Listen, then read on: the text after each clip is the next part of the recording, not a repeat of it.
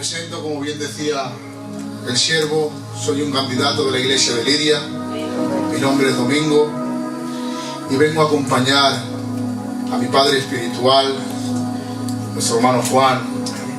Me decían esta tarde que lo acompañase y la verdad es que también me daba mucha ilusión por dos motivos: una por visitar la iglesia del Señor ubicada en Oliva y otra por estar con, yo le digo tío más que pastor, porque entró cuando yo tenía aproximadamente unos 14 o 15 años en la iglesia de Liria por primera vez, y desde entonces ha sido como familia para los de Liria, porque la buena gente se hace querer y lo quiere. La verdad que al que honra, honra, y desde aquí quiero agradecer al Señor por hombres de Dios como el tío Fernando. Gloria a Dios. Miren, le decía yo a mi mujer, porque me pregunta dónde marchaba, y le decía la iglesia de Oliva, y me decía ella, la del cartel rojo. Digo, sí. La verdad es que es una iglesia por donde ustedes están acostumbrados a que pasen multitud de siervos con capacidades extraordinarias que Dios les ha dado, donde han escuchado y recibido miles de mensajes. ¿Y por qué les digo todo esto? No a manera de excusarme, sino a manera de decirles que yo no puedo ofrecer nada que ya ustedes no hayan escuchado y recibido. Pero sí que vengo a recordarles algo, porque el Evangelio se trata de recordar y perseverar cuál es nuestro caminar. Nosotros cada día debemos de recordarnos, por eso los hermanos nos alentamos los unos a los otros. Somos hombres donde apoyarnos los unos a los otros. Y el Señor hoy me administraba. Miren, cuando acudimos a las iglesias, yo por lo menos, hay dos maneras de poder administrar cuando uno sube: sacando lo que uno ya ha recibido, porque lo tienen más dominado ese tipo de saludo o de mensaje, o a intentar buscar esa comunión creyendo que el Señor, aunque sea una palabrita sencilla, la da como el pan del día. Y créanselo que aunque es un saludo, pero me gustaría hacerles bien con una palabrita que el Señor me ha ministrado.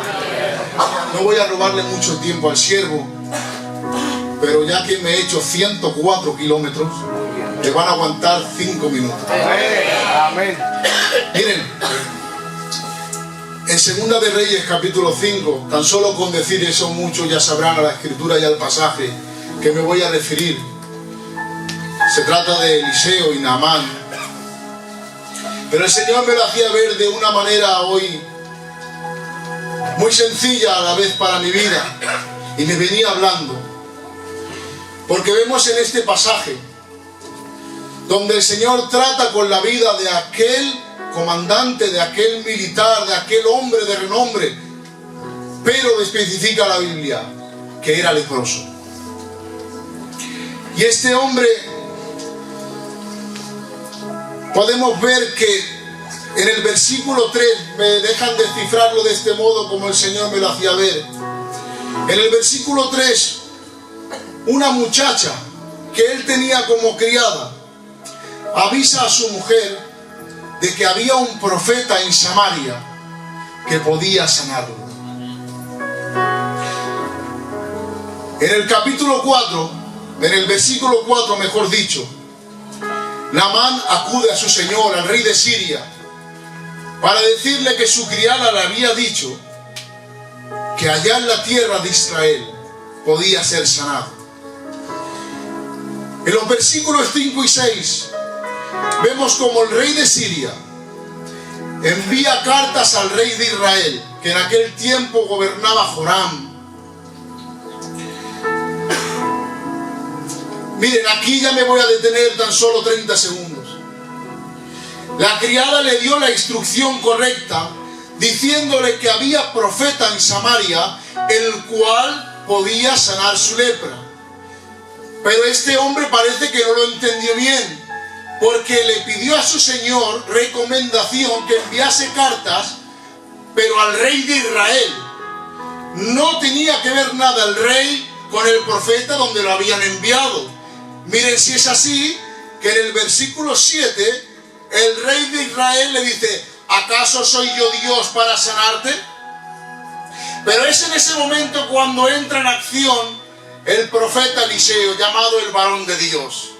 Porque en ese momento él escucha y le pide, porque ve como que el rey no puede hacer nada, y le pide diciendo al rey: mándame a Naamán para que él vea que hay profeta en Israel.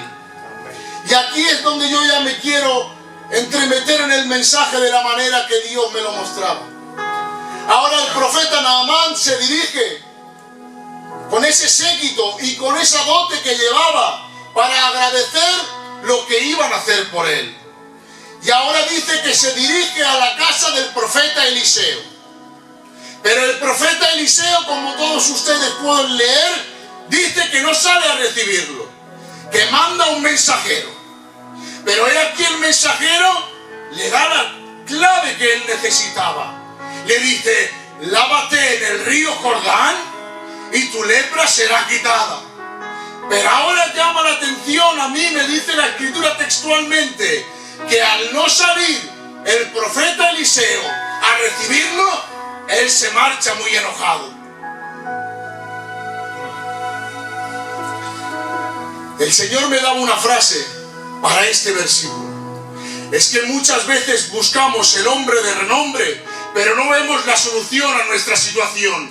El hombre estaba esperando que lo recibiese el profeta, que estaba refiriendo que quería ver a aquel que era de su misma categoría, porque él quería medirse con el mismísimo profeta de Israel, pero no estaba viendo que el mismísimo profeta de Israel le había dado la solución. Le había dicho: si te lavas en el Jordán, tu lepra será quitada. Y es que muchas veces nos fijamos en quién pasa por aquí, muchas veces vemos mucho el cartel de quién me va a predicar, pero déjenme que les diga que la palabra es viva y eficaz. Déjenme que les diga que el mensaje no viene del hombre, viene de la boca de Dios.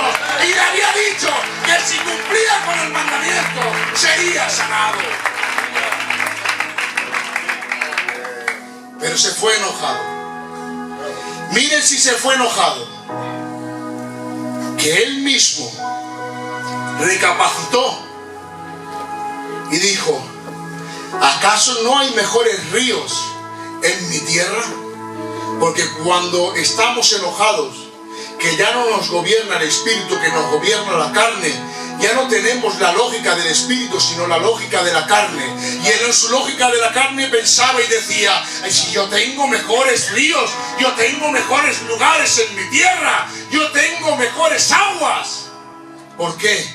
Porque ya estaba pensando con una lógica humana. Pero miren lo que pasa. Era muy simple el mensaje. Se tenía que lavar en el río Jordán.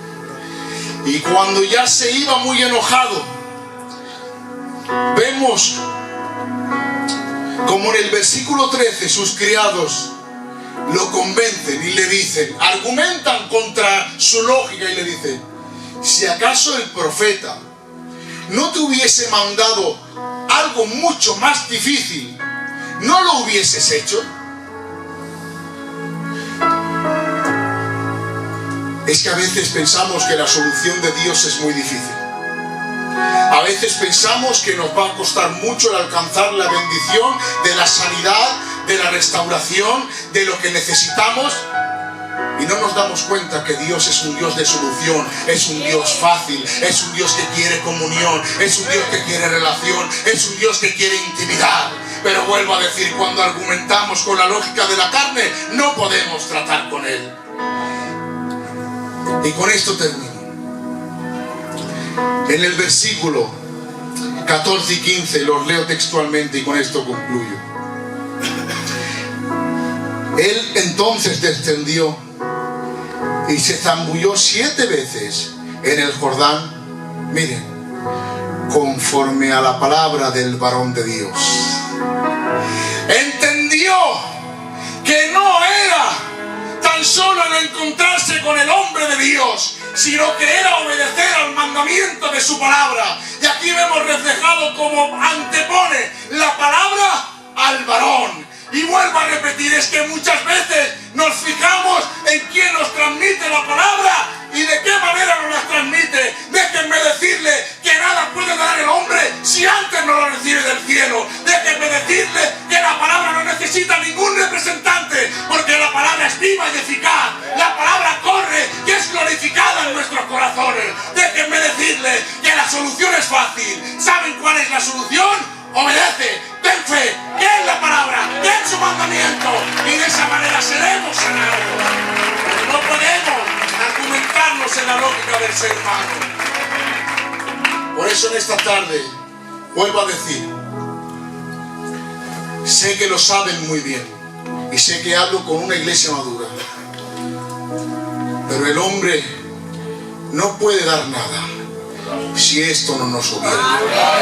Tengamos en alto la palabra de Dios. Tengamos en alto lo que Dios nos ha demandado. Tengamos en alto lo que Dios quiere para nosotros. ¿Saben por qué? Porque Dios lo que dice lo promete. El hombre es falible. Dice y puede suceder o no puede suceder. Pero ¿cuántos creen que Dios es infalible, que en Dios no cabe error, que en Dios no hay sombra de variación? Pueden decir un fuerte amén. Iglesia, que Dios os bendiga mucho y gracias por su atención hacia mi persona.